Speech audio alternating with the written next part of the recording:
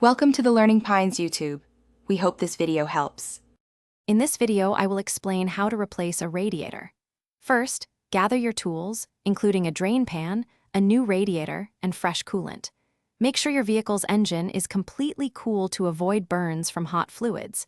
You'll also want to have a good set of wrenches and pliers ready. Safety glasses and gloves are highly recommended for this task. Preparing everything beforehand makes the process much smoother and safer. Now, let's drain the old coolant.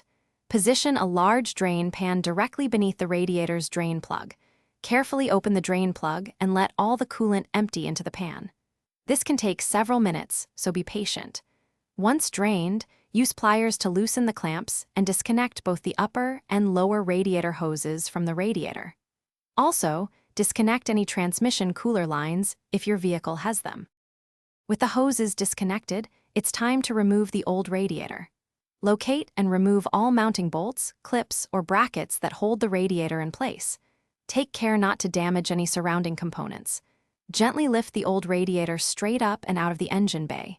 Now, carefully lower your new radiator into position, making sure it sits securely in its mounts. Reattach all mounting hardware. Finally, reconnect all the radiator hoses and transmission cooler lines, ensuring all clamps are tight. Close the radiator drain plug. Now, slowly fill the radiator with the appropriate coolant mixture. Start the engine, let it warm up, and check for any leaks. Top off the coolant as needed after the thermostat opens.